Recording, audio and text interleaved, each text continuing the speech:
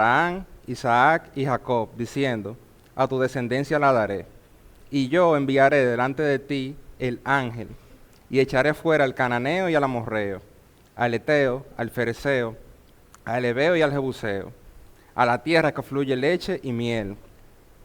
Pero yo no subiré en medio de ti, porque eres pueblo de dura cerviz, no sea que te consuma en el camino. Y oyendo el pueblo esta mala noticia, vistieron de luto, y ninguno se puso sus atavíos. Porque Jehová había dicho a Moisés, di a los hijos de Israel, vosotros sois pueblos de dura cerviz. En un momento subiré en medio de ti y te consumiré. Quítate, pues, ahora tus atavíos para que yo sepa lo que he de hacer. Entonces los hijos de Israel se despojaron de sus atavíos desde el monte Horeb. Amén. Entonces, como les estuve hablando anteriormente, la serie de 3 mensajes se va a titular La presencia de Dios en su pueblo. Pero el mensaje de hoy va a llevar como título El poder restaurador de la disciplina de Dios. El poder restaurador de la disciplina de Dios.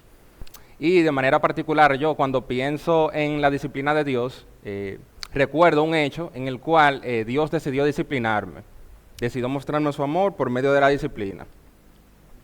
Desde siempre yo he sido una persona que le gusta seguir las órdenes, le gusta someterse a las normas y no infringirlas. De hecho, Luis, que estudió conmigo, sabe el comportamiento que yo tenía en la escuela, a pesar de cómo se comportaban los demás. Entonces, siempre ha sido así a lo largo de mi vida. Pero hubo un hecho en particular en el cual yo actué de una manera totalmente contraria a lo que me caracterizaba. De eso ya hace unos 6 años, yo me encontraba en otra parte de mi formación académica. Entonces, teníamos un supervisor general en mi etapa de formación y también de trabajo, porque se hacen las dos cosas en conjunto. Entonces, hubo uno de esos supervisores generales que le dieron una licencia médica. Y como le dieron esa licencia médica, el día que le tocaba a ese supervisor velar que todo se hiciera bien durante un servicio, y cuando yo le hablo de servicio me estoy refiriendo a servicios de amanecida, si era fin de semana 24 horas, hiciera de lunes a viernes, iniciando de las 4 de la tarde y amaneciendo hacia el día siguiente. Como hubo uno de esos supervisores que tenía licencia, lo que se decidió fue que como mis compañeros y yo ya estábamos un poco entrenados, no iban a invertir recursos pagándole a una persona para que fuera a supervisar ese día, sino que a nosotros ese día nos iban a dejar solos. Y un supervisor inmediato de otra área, de vez en cuando iba a pasar por donde nosotros para verificar que todo estuviera funcionando bien. Pues el grupo mío de mis compañeros éramos un número impar. Y eso hacía que había momentos en los cuales uno hacía un servicio solo, una sola persona, y en otra ocasión uno hacía un servicio de 2 personas. Y así, para hacerlo equitativo, nos iban rotando. Pues el mes que dieron la licencia al supervisor general, a mí me tocaba junto con otra compañera. Estaba de a 2 ese mes. Pero ya sabíamos que teníamos la capacidad de un solo hacer el trabajo de los 2. Cuando venimos nosotros y sabemos que va a haber una licencia al mes siguiente de uno de los supervisores generales, los compañeros míos empezaron a proponer que como ya nosotros teníamos la capacidad de un solo hacer el trabajo de 2, cuando le tocara supervisar a ese supervisor general, iba a ir un solo. Y así nos íbamos a ir turnando. Un día iba un servicio y otro día iba otro servicio. Y básicamente era cometer una falta. Como yo escuché esa propuesta, yo le dije a ellos que eso era una irresponsabilidad y que no debían de acometer esa falta, pero no los pude convencer. Y dije yo, bueno, cada quien puede hacer lo que considere. Y empezó el mes de las licencias. Empezaron una parte de los compañeros míos a faltar al servicio, haciéndolo como habían dicho, se turnaban, un servicio iba uno y otro servicio iba el otro. Y nada pasaba. Así pasaron 3 semanas. Cuando pasaron esas 3 semanas, vino un feriado y la compañera que estaba conmigo dijo, el día feriado yo no voy a venir, tú vas a hacer el servicio solo. Y yo dije, bueno, yo no la puedo obligar a ella que venga, ella se atendrá a la consecuencia. Pues ella no fue al servicio, yo hice mi servicio solo y no pasó nada. Pero el hecho de que ella haya faltado ese día como que hirió mi ego. Y yo lo que pensé fue, óyeme, pero ella está disfrutando su día feriado por ahí y yo estoy aquí trabajado, fajado, haciendo el trabajo de los 2. Y eso como que puso ese spin en mí, como que yo quería desquitármela. Y a eso se le suma que una supervisora inmediata de otra área, que era muy amiga mía, que estaba enterada de lo que estaba sucediendo, me dijo que el año anterior había pasado algo similar. Y ellos faltaron, se fueron turnando, y nunca pasó nada, nunca hubo ninguna consecuencia. Pues yo, de manera insensata, ¿qué ustedes creen que hice? Lo mismo que se predicó la semana pasada sobre Asaf. No sé si ustedes recuerdan que se predicó del Salmo 73, que Asaf se puso a contemplar lo que hacían los impíos y como que eso estaba generando un poco de envidia en él. Pero después él llegó al tabernáculo de Dios y al meditar vio cuál era el destino de esos que vivían de esa forma. Lo que pasó conmigo fue que yo no llegué a la parte del tabernáculo. Yo me centré en que los demás se habían salido con la suya y yo quería salirme con la mía. ¿Y qué ustedes creen que yo hice? Yo agarré mi celular, llamé a mi compañera porque vi que en el calendario el próximo servicio que me tocaba en un sábado y de manera autoritaria yo le dije a ella, mira, el servicio del sábado lo vas a hacer tú sola. Como tú no fuiste el feriado, yo voy a faltar al del sábado. En pocas palabras yo le dije a ella, tira tú para adelante. Hermano, llegó el sábado. Como era la primera vez que yo hacía algo de esa categoría, estaba cobarde. Yo ustedes pueden saber. Y yo me mantuve durante el día llamándola varias veces a mi compañera para asesorarme de que todo estuviera funcionando, que no nadie lo hubiese descubierto. Y en efecto, nadie se dio cuenta. Todo salió bien. Yo me sentí aliviado porque me había salido con la mía. Ya esa espina que yo sentía en mi ego se había ido totalmente.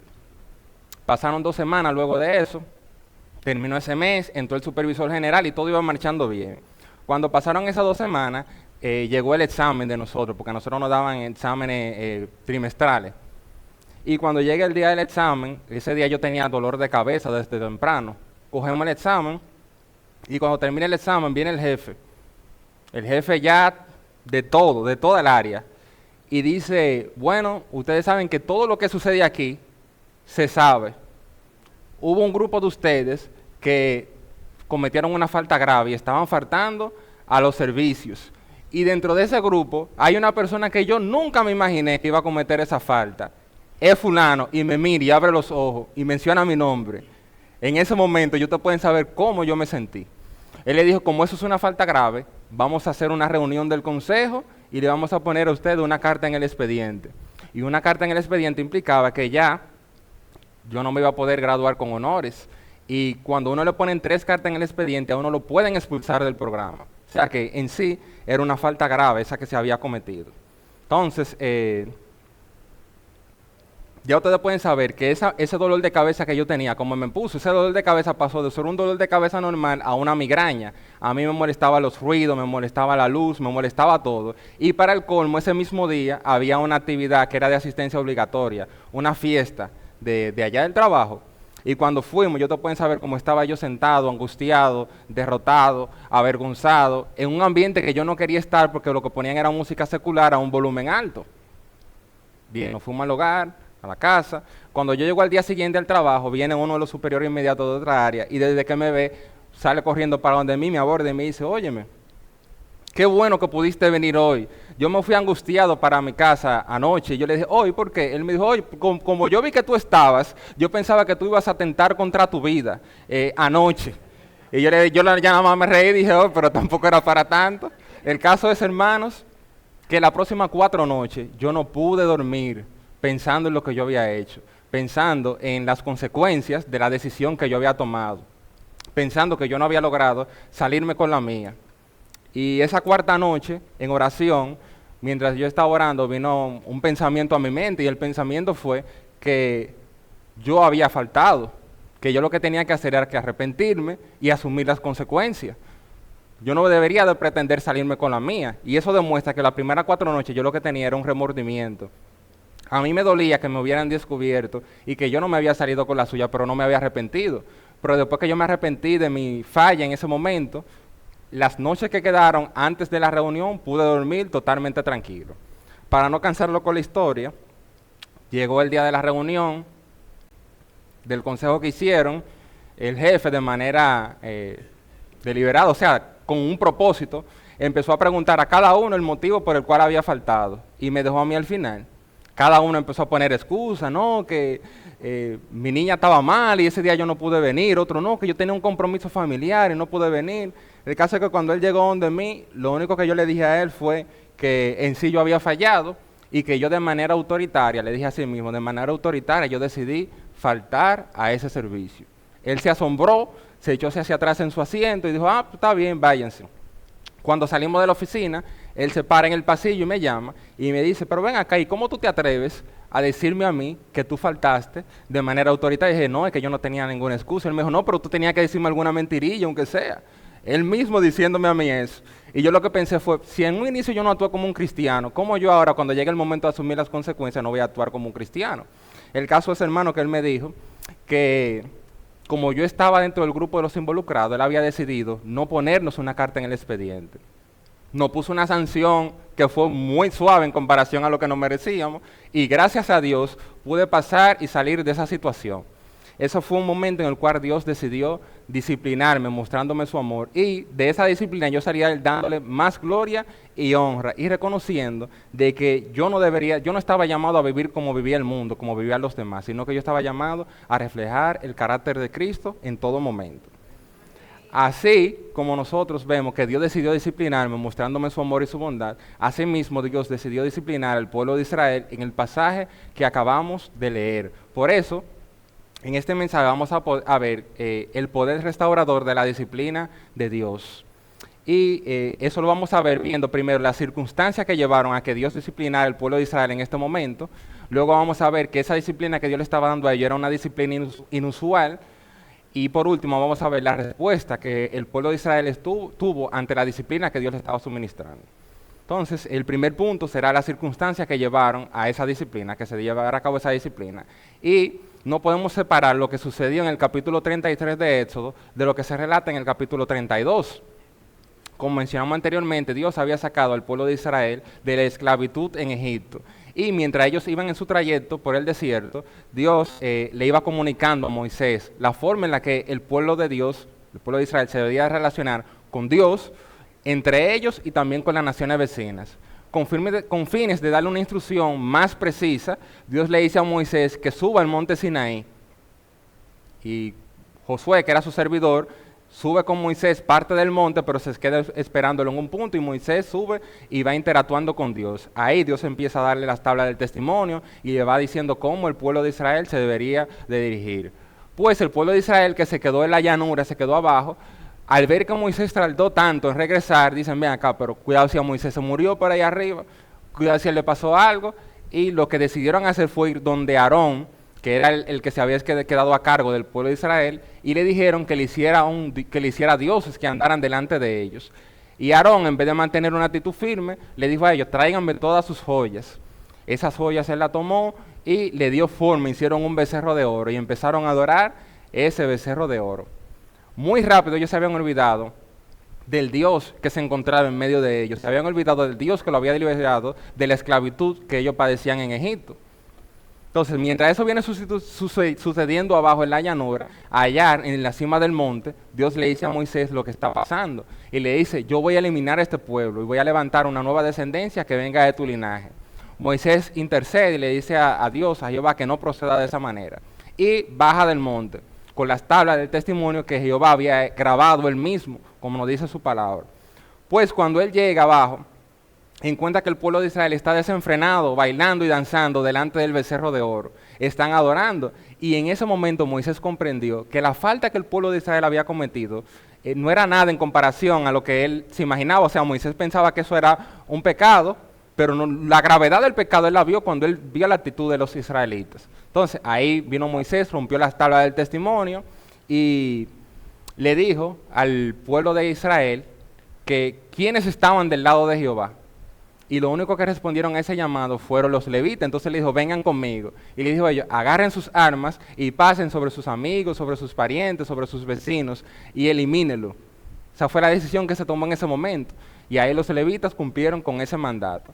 Y aparte de eso, Dios decidió castigar a algunos. Y nos narra la palabra que en esa ocasión murieron cerca de 3,000 personas como castigo por lo que ellos habían cometido.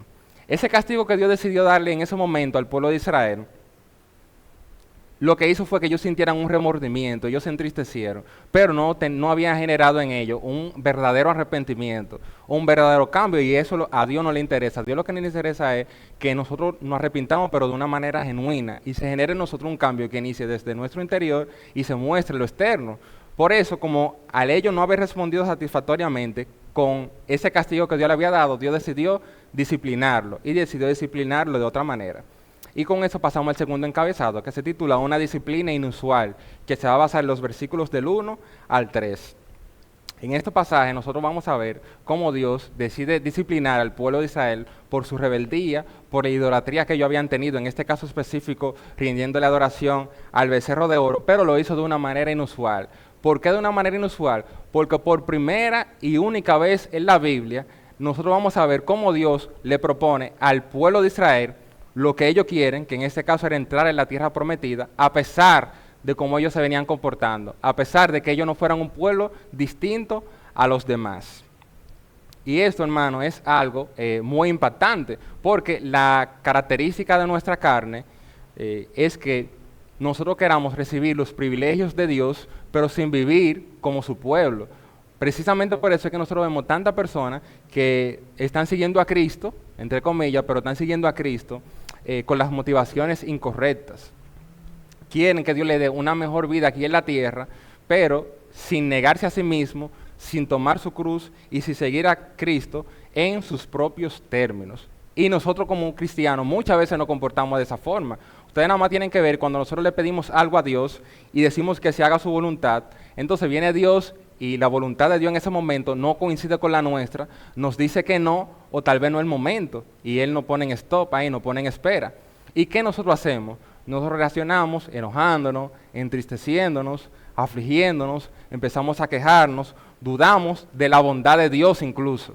Y esto nos muestra, hermano, cómo nosotros muchas veces queremos que se haga nuestra voluntad por encima de la voluntad de Dios. Y se nos olvida que la voluntad de Dios en todo tiempo es buena, agradable y perfecta.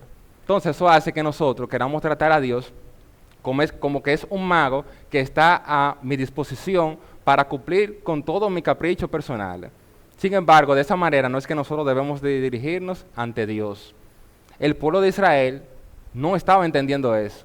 Quería que Dios lo introdujera en la tierra prometida, pero viviendo como ellos le diera la gana.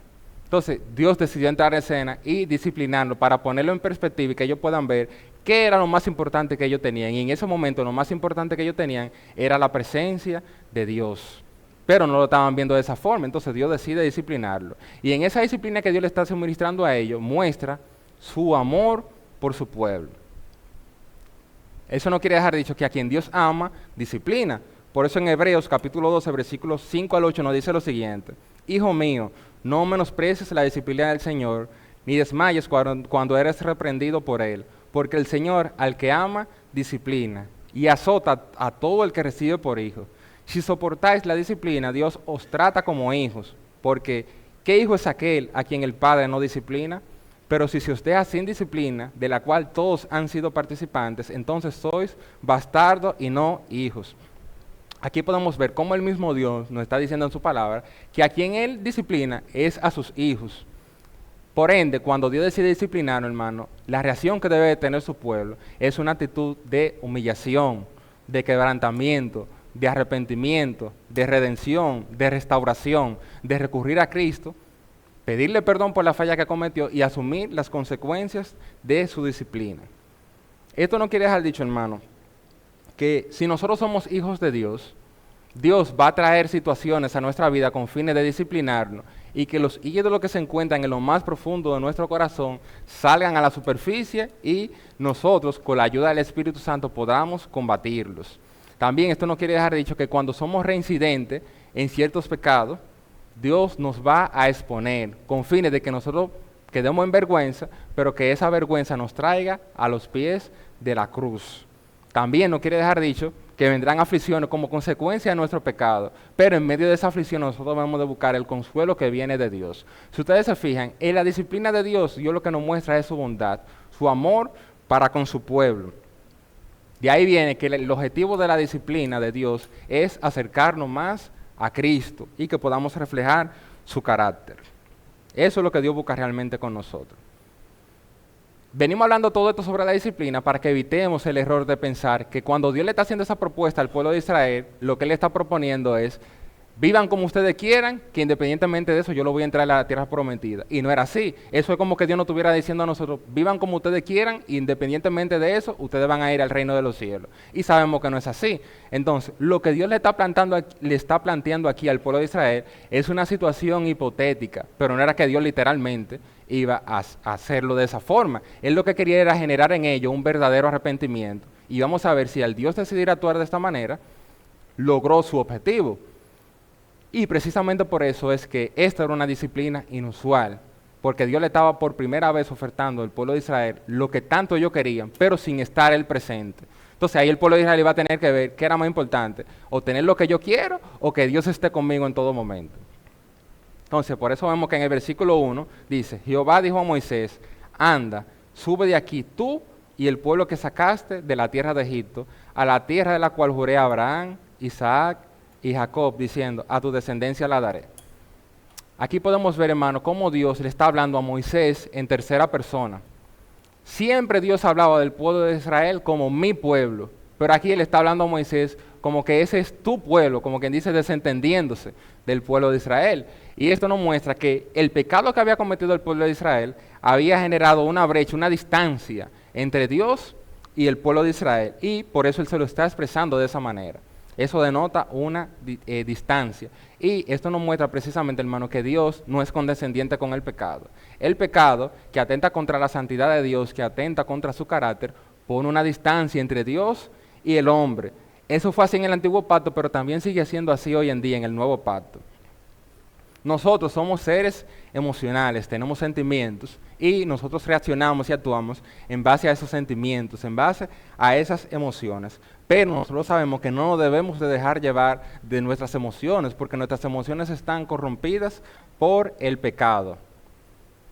Haciendo esa salvedad, no podemos desligar nuestra devoción para con Dios, nuestro servicio y nuestra adoración, la adoración que le rendimos a Él de nuestras emociones. Todo eso nosotros lo hacemos utilizando nuestras emociones, aunque sabemos que no nos debemos dejar de dominar de ello. Entonces, cada vez que nosotros pecamos, estamos causando esa misma distancia que había entre Dios y el pueblo de Israel en este momento. En el nuevo pacto nosotros sabemos que el Espíritu Santo viene a ser morada en la vida del creyente y que a diferencia de la situación en la que se encontraba el pueblo de Israel, el Espíritu Santo no viene y se va, sino que nos dice la palabra que Él hace una morada en cada uno de nosotros. Él reside en la vida de cada uno de los creyentes. Y el Espíritu Santo sabemos que es Dios mismo. Entonces, ¿qué nos habla la palabra de Dios con respecto a eso? Que no debemos de contristar al Espíritu Santo, que no debemos de entristecerlo, que no debemos de apagarlo. Y aquí es cuando entra entonces la parte de lo que nosotros sentimos y de nuestras emociones.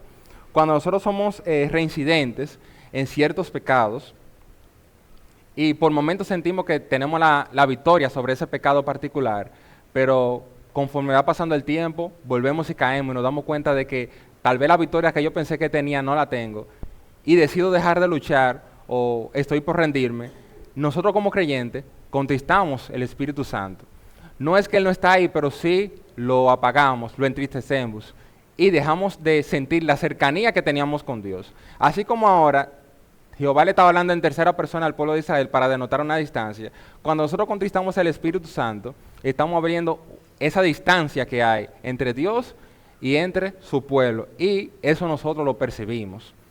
Y al percibir esto, hermano, estamos viendo la bondad y el amor de Dios para con su pueblo, porque quien siente que contrista al Espíritu Santo al ser reincidente con ciertos pecados, es porque es un hijo de Dios. Aquel que no siente cuando contrista el pecado y vive cometiendo pecado y como que no hay ningún momento de reflexión, de decir, pero ven acá, ¿por dónde me está llevando esta vida que yo estoy teniendo? ¿Cómo esto está interfiriendo como en relación con Dios? Alguien que vive de esa forma es una de dos cosas. O no es un hijo de Dios y se está autoengañando, o es un hijo de Dios, pero está en una decadencia espiritual. Está en un estado en el que su conciencia está endurecida. Y hermano, si alguno de nosotros se encuentra en ese estado, debemos de rápidamente recurrir a la cruz de Cristo en arrepentimiento, buscando que nuestra relación sea restaurada, porque Dios mismo nos dice que no contristemos al Espíritu Santo que mora en nuestras vidas.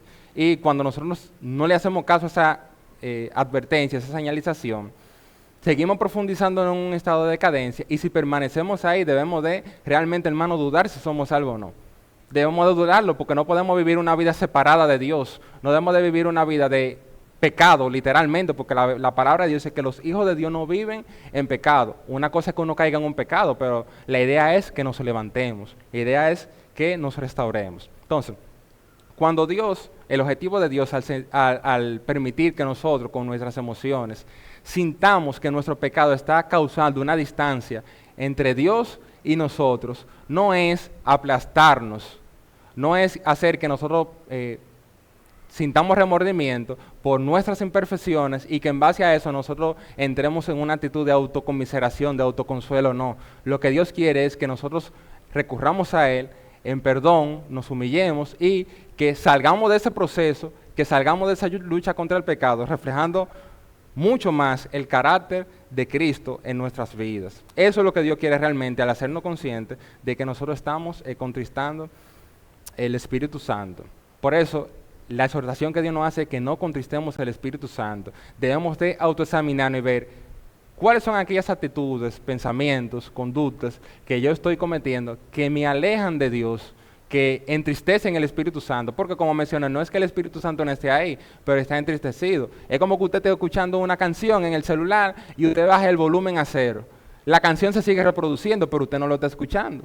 Entonces, algo parecido, pero en una mayor escala, es lo que sucede cuando nosotros contristamos el Espíritu Santo. Y hay un objetivo cuando Dios permite que nosotros seamos conscientes de que hemos contristado el Espíritu Santo, y es la restauración. Si nosotros no entendemos por la buena, Dios, que no va a dejar que sus hijos se salgan con la suya, Dios que nos ama, va a utilizar medidas disciplinarias cada vez más drásticas, hasta que nosotros caigamos en cuenta. Entonces, cuando lleguen esa disciplina, ¿qué nosotros debemos de hacer?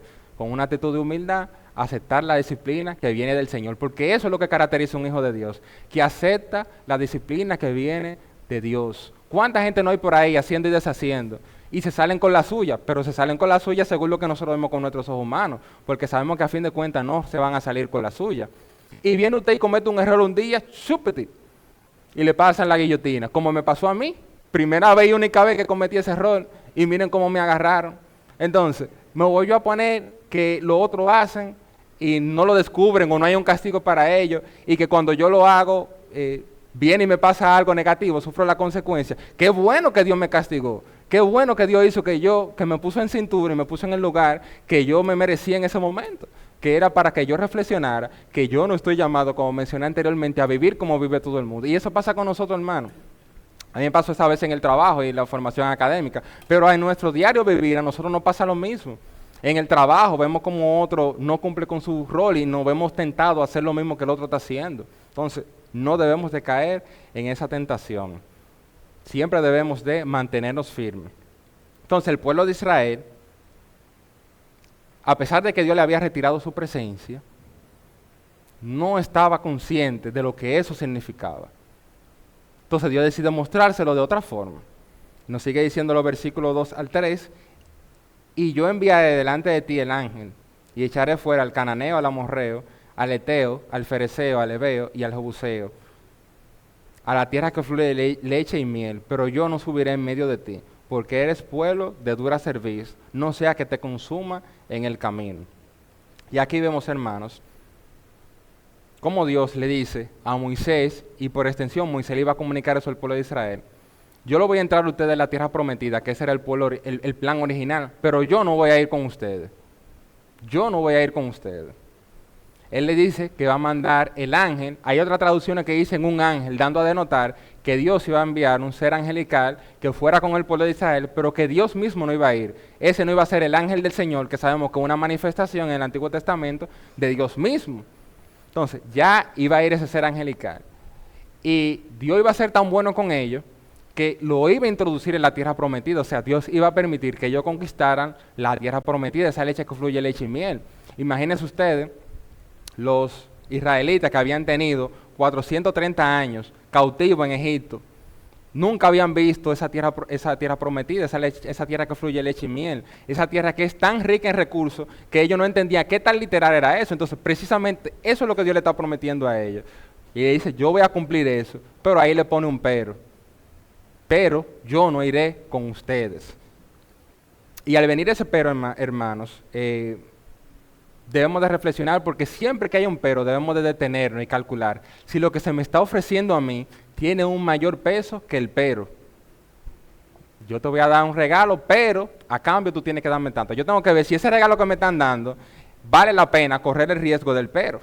Entonces, eso era lo que el pueblo de Israel tenía que hacer con este pero que Dios le estaba dando ahí. Si valía realmente la pena entrar en la tierra prometida, pero que la presencia de Dios no estuviera en medio de ellos. Eso es lo que había que valorar ahí.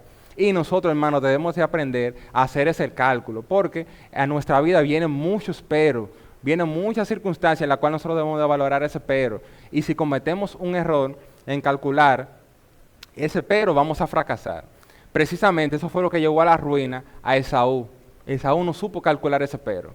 En Génesis 25, en los versículos del 27 al 34, se nos narra que a Esaú le gustaba mucho la caza, cazar animales, salir a cazar animales, pero que a Jacob le gustaba quedarse en la casa, parece que no le gustaba mucho cazar. Y hubo un día que Esaú salió a cazar animales. Cuando él regresa, se encuentra que Jacob había hecho un guiso de lentejas y él venía con mucha hambre, imagínense, venía de cazar. Y le solicita a Jacob, que es su hermano, que le dé de ese guiso de lentejas. Lo lógico para nosotros sería que Jacob diga, bien hermano, toma un plato de lentejas, porque él no estaba vagueando por ahí, él no estaba abajo de una mata cogiendo sombra, no, él estaba cazando. Pero Jacob no hizo eso. Jacob vino y le dijo, yo te voy a dar de este guiso, pero véndeme tu primogenitura. Y aquí fue cuando Esaú no supo calcular el pero. Esaú lo que pensó fue, ven acá, pero yo tengo tanta hambre, estoy tan cansado. Si yo me muero, ¿acaso voy yo a poder disfrutar de la primogenitura? No, si yo me muero como sea, se perdió todo. Déjame yo mejor vender la primogenitura. Y vendió su primogenitura. Jacob, que sabe que el plato de lentejas no vale nada en comparación con el derecho a la primogenitura, le dice, júrame que realmente tú estás haciendo eso. Y él le dice, sí, te lo juro. ¿Quién ustedes creen, hermanos, que actuó mal y de manera insensata? Sabemos que Jacob actuó mal. Jacob actuó mal, se aprovechó de la situación. Pero cuando usted analiza este hecho a lo largo de la palabra de Dios y lo que se sigue diciendo, ¿de quién es que la palabra dice que actuó de una manera insensata? De Esaú. Fue Esaú quien actuó de una manera insensata. ¿Por qué? Porque puso su mirada en lo pasajero, en lo terrenal, y obvió lo que tenía un valor eterno. Oiga lo que nos dice Hebreos 12:17 al respecto. Que después Esaú, deseando heredar la bendición, fue desechado y no hubo oportunidad para el arrepentimiento, aunque lo procuró con lágrimas. Ya Esaú ahí había perdido todo, y aunque él lloró, aunque él estaba arrepentido de la decisión que había tomado, ya no había marcha atrás. Ya no había marcha atrás. Y todo vino, hermano, por él no saber valorar el pero.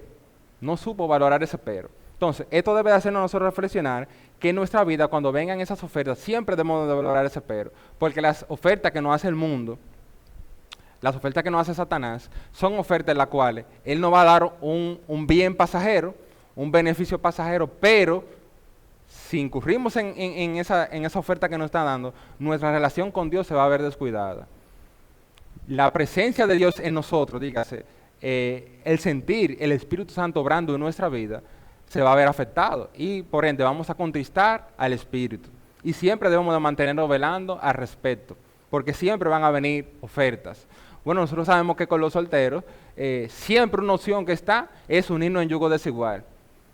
¿Y qué es lo que viene el enemigo? De hecho, las mismas amistades de los solteros vienen y le dicen, no, pero mira, ahí está fulano o fulana, se ve bien, viene de buena familia, tiene buenos valores, tiene lo suyo económicamente. Tú le agradas, se llevan bien, hay química, pero no es cristiana o no es cristiano. Entonces, si uno se pone a prestar atención en todo lo bueno que tiene, pero me olvido de lo más importante, que es el pero de que no es cristiano, de que la presencia de Dios no está morando en la vida de esa persona y que si yo soy cristiano, no debo unirme en yugo desigual con esa persona, porque la misma palabra de Dios dice que no nos unamos en yugo desigual. ¿Qué yo voy a hacer? Hacer lo mismo que hizo Esaú, fijarme en lo pasajero, fijarme en lo mucho que me gusta y que yo le gusto también y que se ríe y que yo me río para atrás. ¿Me voy a fijar en eso? Si realmente yo sé valorar el pero, aunque yo quiera, ¿qué yo voy a hacer? Me voy a abstener de tomar esa decisión. ¿Por qué? Porque tengo la mira en lo eterno, estoy cuidando mi relación con Dios y sé que si me uno en yugo desigual, ¿qué ustedes creen que van a pasar? ¿Que yo la voy a convertir a ella o a él? No, porque yo no soy el Espíritu Santo para convertirlo. Eso va a hacer que las pasiones carnales que hay en mí se vayan despertando cada vez más. Y como nos dice la palabra, que hay una lucha entre las cosas del Espíritu y las cosas de la carne. Y nos dice, no provean para los deseos de la carne, sino para lo del Espíritu. Cuando yo me uno en yugo desigual, ¿para qué ustedes creen que yo estoy proveyendo? Para la carne, porque eso va a hacer que yo descuide mi vida espiritual. Esa persona no me va a motivar en nada a buscar que la presencia de Dios muere cada día más en mi vida. Entonces, si no sabemos valorar ese pero, vamos a fracasar. Y lo mismo pasa con los matrimonios muchas veces. La situación económica está muy difícil. Eso es algo que hay que reconocerlo.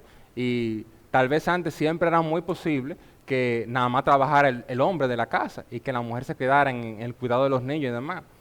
Pero, como la situación se ha puesto tan difícil, muchas veces los hogares trabajan los dos. Entonces, ¿qué es lo que hace ahora? ¿Qué es lo que el mundo oferta? Vamos a trabajar los dos. Y trabaja para darle una estabilidad económica a mi familia. Y trabaja, y se tiran los dos a trabajar.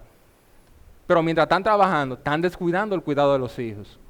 Y hermano, el cuidado de los hijos no es simplemente estar sentado con ellos un rato, es instruirlo. Y el cristiano tiene una labor muy importante en cuanto a eso, porque hay que instruirlo en la palabra, hay que instruirlo en el temor del Señor. Y eso no se hace en 2 horas, eso se hace ahí viendo cómo actúa en el diario vivir. Y si los dos estamos trabajando en la calle, todo el tiempo, buscando que tengamos una mayor estabilidad económica, vamos a poder cumplir con eso.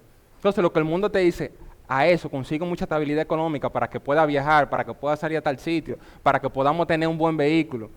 Y se centran en eso, pero se olvidan de la responsabilidad que Dios le ha dado para con los hijos. Cuando Dios venga, hermano, ustedes saben que nosotros somos mayordomos de todos los recursos que Dios nos ha dado. Eso incluye nuestros recursos económicos. Y cuando Dios venga, ¿qué ustedes creen que Él nos va a decir? Él va a decir, ¿qué tan estable tú fuiste económicamente? O nos va a preguntar mejor, ¿qué tanto tú instruiste a tu hijo en la palabra de Dios? Porque cada quien es responsable, hermano, de su salvación. Pero Dios, a quien le dio los hijos, que tanto uno le pide, cuando una gente se casa, quiere tener hijos. Y eso es un anhelo. Y es un privilegio tener hijos que no todos lo quieren, porque muchos quieren tener hijos y lamentablemente no pueden. ¿Por qué? Solo Dios sabe.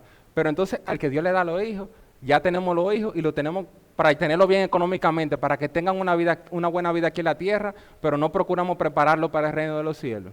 Eso es algo, hermano, como mencioné, que no se hace en un ratico. Eso es una vida dedicada a eso. Por eso en que Deuteronomio 6 dice claramente a los padres que le enseñen los mandamientos de Dios a su hijo cuando vayan en el camino, al acostarse, al levantarse. Y si ustedes analizan eso, hermano, eso es de una manera constante. Si los dos estamos trabajando todo el tiempo, ¿vamos a poder lograr eso? No, entonces cuando el muchacho llega a la adolescencia, cuando llega a la juventud, ahí estamos culpando, pero es que estamos cosechando la consecuencia de los errores que cometimos en el pasado. ¿Por qué? Porque no supimos valorar correctamente el pero. Siempre debemos de valorar ese pero, hermano. Es mejor no salir todos los fines de semana a los restaurantes y demás, y tal vez salir una sola vez al mes, pero está instruyendo a nuestros hijos en la palabra de Dios. Eso es algo muy importante y todos nosotros debemos de valorar eso. Entonces, siempre el mundo nos va a hacer esas ofertas, hermano, para que nosotros dejemos de valorar ese pero y desviemos nuestra mirada de lo que realmente tiene importancia, que es la presencia de Dios en nuestra vida y la de nuestros seres queridos también, en nuestro hogar. Y con eso lo que queremos decir es que hay que hacer todo lo que esté en nuestro alcance para instruirlo en la palabra de Dios, porque sabemos que al final de cuentas Dios es soberano y Dios es el que transforma la vida. Entonces, volviendo al pasaje, hermano, aquí vemos que Dios le está garantizando al pueblo de Israel que lo iba a introducir en la tierra de Egipto, pero le dio un pero, y ya vemos que ese pero era que la presencia de Dios no iría con ellos. Entonces, en un momento vamos a ver cuál fue la reacción que tuvo el pueblo de Israel, cuál fue la respuesta cuando le dieron ese pero. Vamos a ver cómo ellos reaccionaron, porque sabemos que lo que Dios le estaba proponiendo a ellos era muy grande, era muy importante para ellos, que venían de ser esclavos. Entonces, deteniéndonos con lo del pero hay un momento, vemos que Dios le dice que la presencia de Dios no iba a ir con ellos porque ellos eran un pueblo de dura cerviz. Y eso, hermano, era un término que el pueblo de Israel entendía muy bien, porque ellos trabajaban con bueyes. Los bueyes eran el animal doméstico de más utilidad para ellos, porque lo utilizaban para arar la tierra. Entonces, cuando él le dice al pueblo de Israel que de dura cerviz, la imagen que vino a los israelitas fue la siguiente. Lo primero es que para arar la tierra, para removerla y que posteriormente sea más fácil sembrar la semilla y cultivarla, ellos utilizaban los bueyes. Agarraban generalmente 2 bueyes, uno a la derecha y uno a la izquierda, lo unían por medio de un yugo de madera y del medio del yugo de madera salía generalmente un palo y ese palo llegaba al suelo y tenía el ara, que era algo filoso, de hierro, que se incrustaba en la tierra, para que cuando los bueyes iban caminando, iban haciendo los surcos en la tierra, que eso era arar la tierra. Entonces, como eso lo podía manejar el que iba a cultivar con una sola mano, es decir, el yugo y el arado, él podía manejarlo con una sola mano, en la otra mano ellos utilizaban un palo que en uno de los extremos tenía una punta filosa. Entonces, cuando ellos iban manejando el yugo, iban los bueyes caminando delante, si ellos querían que fuera más rápido, con esa puya, ellos le pullaban la parte trasera y ahí los bueyes iban más rápido. Si los bueyes se iban para la izquierda, pero ellos querían que se fuera para la derecha, pullaban al buey de este lado para que el buey cogiera para el lado contrario. Y así araban la tierra.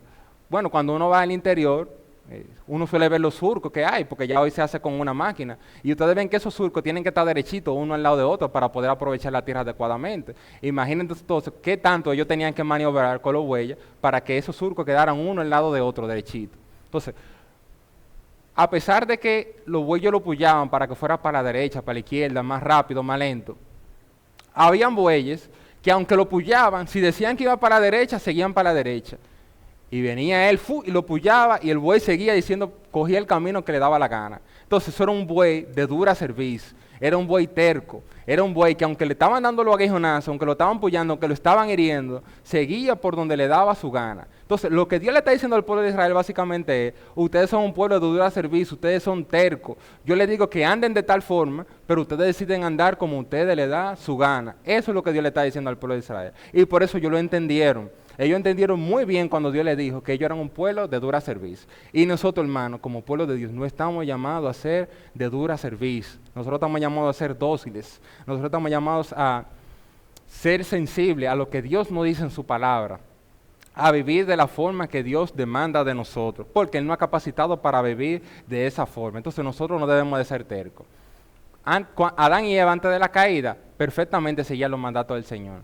Pero después que vino la caída, nosotros siempre queremos salirnos con la nuestra y tenemos esa terquedad de resistirnos a ir por el camino que Dios nos ha trazado. Pero como Dios es bueno, hermano, cada vez que nosotros nos vamos por un lado, Él viene y nos da aguijonazo. Y mientras nosotros no entendamos que ustedes creen que Dios va a seguir haciendo, Él va a seguir dándonos aguijonazo. Pero el llamado de Él es que no seamos de dura cerviz. Y ahí mismo viene Dios entonces y le dice que Él no va a ir con ellos, no sea que lo consuma. Y esto nos muestra, hermanos, cómo Dios no tolera la terquedad. Dios no tolera nuestra terquedad. Le dices, yo no voy a mandar con ustedes tu presencia, porque si yo voy con ustedes y ustedes siguen siendo de dura cerviz, lo voy a consumir, lo voy a eliminar. Entonces, Dios no quiere nada con los tercos. Claro, sabemos que Dios lo va ablandando a los tercos. Pero nosotros como cristianos, como hijos de Dios, debemos de cada día ser menos tercos. Porque cuando nosotros estábamos en el mundo éramos tercos 100%. Pero la idea es que conforme vamos creciendo en nuestra relación con el Señor y vamos madurando, cada día seamos menos tercos, cada día seamos más sensibles a lo que Dios nos está diciendo. Y tal vez si yo digo, bueno, yo voy a tomar tal decisión, la luz está llegando muy cara, todos mis vecinos le están pagando algo para que arregle el contador y la luz me llegue más barata. Tal vez el pensamiento pasó por mi cabeza. Pero la idea es que yo la idea que Dios quiere no es que yo venga, haga lo mismo que está haciendo todo el mundo y que después venga la CDS, dé cuenta y me sancionen. Eso no es lo que Dios quiere. Lo que Dios quiere es que, bueno, mi carne me está diciendo, haz lo mismo que está haciendo el otro, pero no, yo sé que no. Dios quiere que yo pague lo que está llegando a la factura. Eso es lo que Dios quiere que nosotros hagamos. Entonces, con esa mentalidad es que el cristiano debe de dirigirse. Y nosotros, hermanos, muchas veces fallamos en eso. Somos muy tercos. Nada más tenemos que pensar la última semana, el último mes, qué tantas decisiones nosotros tomamos que dañan nuestra relación con Dios y la tomamos no por falta de conocimiento, la tomamos por terquedad, la tomamos porque yo quería hacerlo simplemente. Entonces debemos de reflexionar en eso, hermano, y volvernos al Señor, porque es muy bonito que nosotros digamos, que Dios es nuestro Salvador, que Cristo es nuestro Salvador, que Él perdonó nuestro pecado pasado, presente y futuro. Pero eso no lo podemos separar de que Cristo también es nuestro Señor. Cristo también es nuestro Señor y nosotros estamos llamados a someternos al señorío de Cristo. De hecho, Él mismo dijo que vengan a mí porque mi yugo es fácil y ligera mi carga. Dios quiere que nosotros transitemos por el camino que Él nos ha trazado y que dejemos de ser tercos y tratar de irnos por donde Él no nos está dirigiendo. Entonces, una vez dicho todo eso, podemos llegar al tercer punto, que es el final, que se titula Una respuesta adecuada. Dice los versículos del 4 al 6, y oyendo el pueblo esta mala noticia, vistieron luto, y ninguno se puso sus atavíos, porque Jehová había dicho a Moisés, di a los hijos de Israel, vosotros sois pueblo de dura cerviz, en un momento subiré en medio de ti y te consumiré. Quítate pues ahora tus atavíos, para que yo sepa lo que he de hacer. Entonces los hijos de Israel se despojaron de sus atavíos desde el monte de Horeb. Y en esta parte vemos, hermano, cómo la respuesta que tuvo el pueblo de Israel fue una respuesta concienzuda, fue una respuesta de arrepentimiento genuino. Y eso lo vamos a ver en 4 pasos que ellos hicieron rápidamente en esos versículos. Lo primero que vemos es que ellos no recibieron de agrado la noticia que Dios le estaba dando de que lo iba a introducir en la tierra prometida, pero que ellos iban a hacer eso, pero sin la presencia de Dios. Eso a ellos no les gustó. Eso ellos no lo tomaron como una buena noticia. Por eso ustedes ven que el versículo dice que ellos escucharon esta mala noticia porque eso no es una mala noticia. ¿Quién va a querer en su sano juicio, como hijo de Dios, obtener algo, pero que Dios no esté en medio de eso? Lo segundo que podemos ver, hermano, es que ellos habían reconocido que habían pecado gravemente al adorar a ese becerro. Por eso también ellos dijeron que eso era una mala noticia, porque estaban cosechando la consecuencia de la decisión que ellos habían tomado de adorar al becerro. Lo tercero que podemos ver es que ellos actuaron de la manera en la que Dios le estaba demandando. ¿Qué era lo que Dios le había demandado? Le dijo, vístanse de luto. Y eso era una situación para vestirse de luto, porque era una situación en la que ellos tenían que estar entristecidos por haber deshonrado el nombre del Señor. Y aparte de eso le dijo que se despojaran de sus atavíos, es decir, que se despojaran de sus joyas. La joya que ellos tenían, que habían utilizado parte para hacer el becerro de oro, que ellos la tenían, y eso era una señal de que estaban en celebración, Dios les dijo que se la quitaran. ¿Y qué hizo el pueblo de Israel? Precisamente lo que Dios le estaba demandando. Y en este sentido, ellos se pusieron de acuerdo con lo que Dios estaba diciendo de ellos, y no pusieron excusa. No, nosotros pensamos que Moisés había muerto. Ellos no pusieron ningún tipo de excusa, y esto, hermano, es lo que caracteriza un arrepentimiento. Es cuando yo reconozco mi falta y me pongo de acuerdo en lo que Dios está diciendo con respecto a mi falta, sin buscar excusa ni nada. Entonces, eso también nos señala que el pueblo de Israel, en este caso particular, de este pecado específico, se estaba arrepintiendo de una manera sincera. Y lo último que podemos ver es la forma en la que ellos reaccionaron.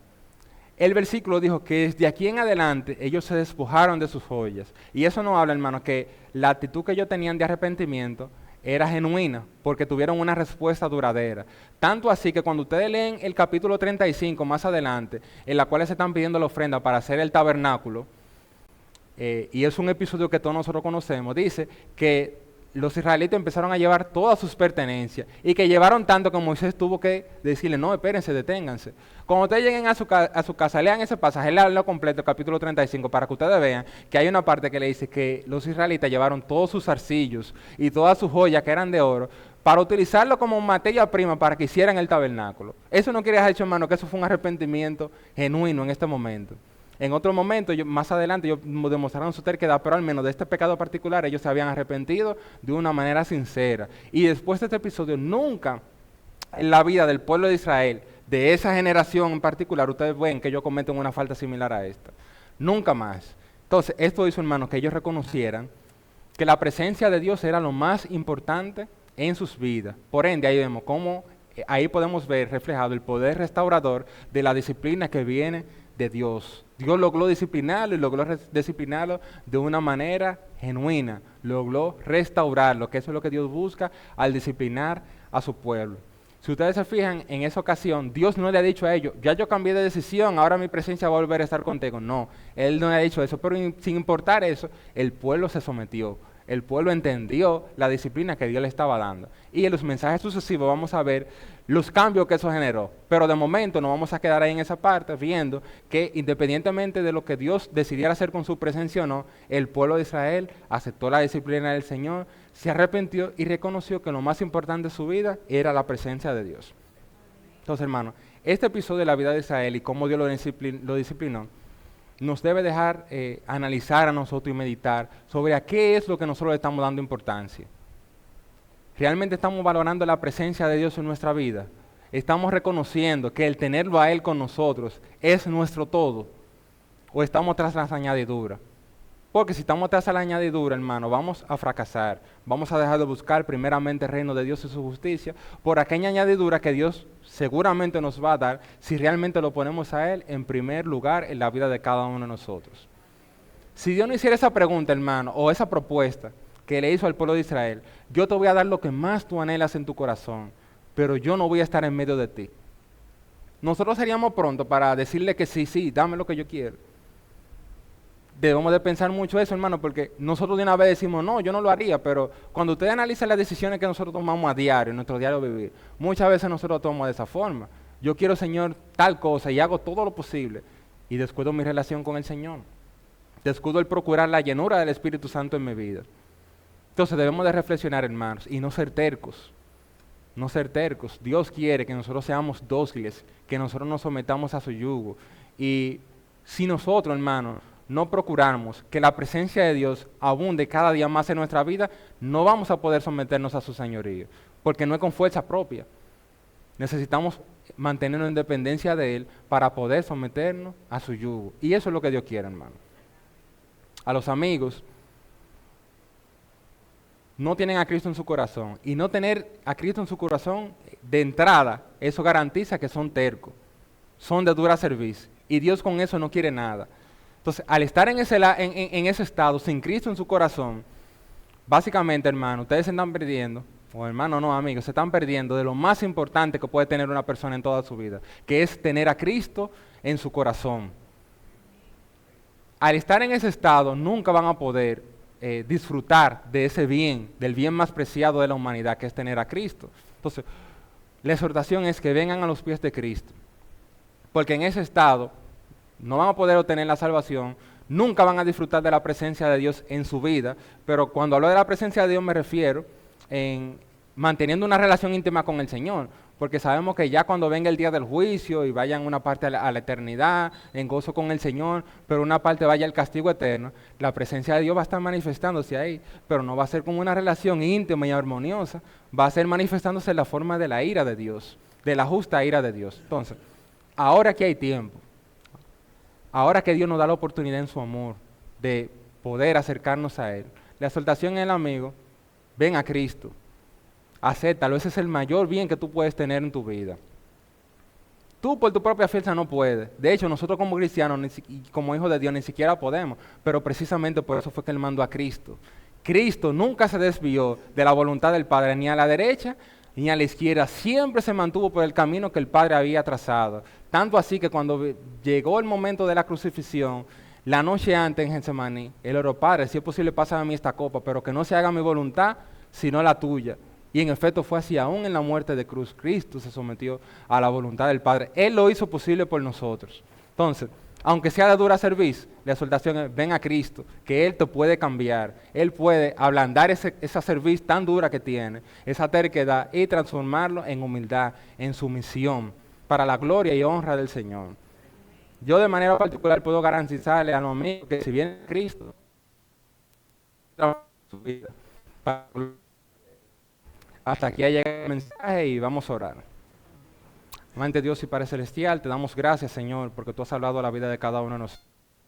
Señor, ayúdanos a y reconocer, Señor, que nosotros debemos de someternos a ti, no debemos de ser duros de servicio, debemos de ser, Padre amado, dóciles contigo, debemos de ser sumisos, vivir para la gloria y honra tuya, Señor. Ayúdanos a reconocer que cuando tú decides disciplinarnos, Señor, es por el amor que tú tienes para nosotros. Y aún en medio de esa disciplina, aunque no nos guste, aunque nosotros sintamos dolor, tú estás mostrándonos el amor a cada uno de nosotros. De igual forma, Señor, ayúdanos a nosotros a reconocer que lo más importante que nosotros tenemos en nuestra vida es tu presencia, Señor. Ayúdanos a atesorar tu presencia cada día más, Señor. Ayúdanos a luchar en dependencia de ti para no contristar al Espíritu Santo en nuestra vida y cada día buscar la llenura del Espíritu Santo en nuestra vida, para tener una comunión íntima contigo, Señor. Te lo pedimos en el nombre de Jesús. Amén. Que Dios le bendiga.